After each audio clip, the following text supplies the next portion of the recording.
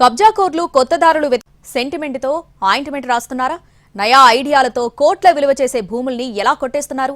తిరుపతి జిల్లాలో రియల్ దందాపై ఓ రిపోర్ట్. తిరుపతి జిల్లాలో రియల్ దందా కొత్త పుంతలు తొక్కుతోంది.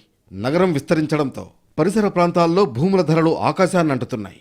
ముఖ్యంగా చంద్రగిరి నియోజకవర్గంలో కోట్ల విలువైన భూములు దిగమింగేస్తున్నారు బకాసురులు. వీరి ఆగడాలకు గుళ్ళు గోపురాలు కూడా గుల్లవుతున్నాయి. గ్రామదేవతల ఆలయాలు కనుమరుగవుతున్నాయి.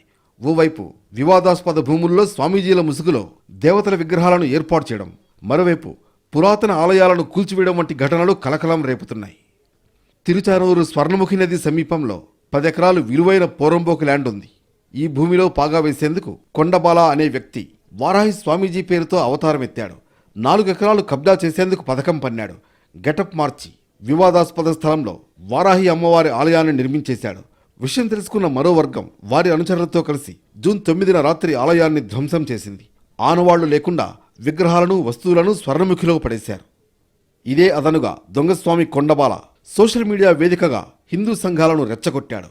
విషయం తెలుసుకున్న సంఘాలు ఘటనా స్థలానికి చేరుకుని స్వర్ణముఖులని విగ్రహాలను తీసుకుని తిరుచానూరులో నిరసనకు దిగారు. పోలీసుల జోక్యంతో గొడవ సద్దుమణిగింది. మరోవైపు కొండబాల అసలు స్వామీజీనే కాదని, అతనిపై గతంలో పలు కేసులు ఉన్నాయని ప్రత్యర్థులు ఆరోపిస్తున్నారు. అతడు మందు కొడుతున్న వీడియోలు బయటపెట్టారు. అవి కాస్త వైరల్ కావడంతో ఆలయాన్ని కూల్చిన వారిపై కేసులు పెట్టి అరెస్టు చేశారు తిరుచానూరు పోలీసులు. చెరువు పోరంబోకు స్థలం కబ్జా చేసేందుకు ప్రయత్నించడం వల్ల ఇంత రచ్చ జరిగింది.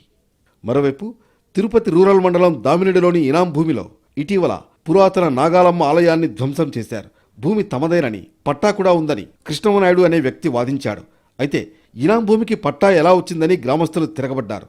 కృష్ణమూర్తి నాయుడు వర్గాన్ని గ్రామస్తులు అడ్డుకోవడంతో పెద్ద గొడవ జరిగింది. పంచాయతీ పోలీస్ స్టేషన్కు చేరింది. అయితే ఆ ప్రదేశంలో దాదాపు 60 ఏళ్లుగా నాగాలమ్మ ఆలయం ఉందని స్థానికులు చెబుతున్నారు. ఆ భూమిని కబ్జా చేసేందుకు ఆలయాన్ని కూల్చేశారని ఆగ్రహం వ్యక్తం చేస్తున్నారు. ఈ రెండే కాకుండా కొంతకాలంగా చంద్రగిరి రూరల్ ప్రాంతంలో ఈ తరహా భూదందాలు ఎక్కువయ్యాయి.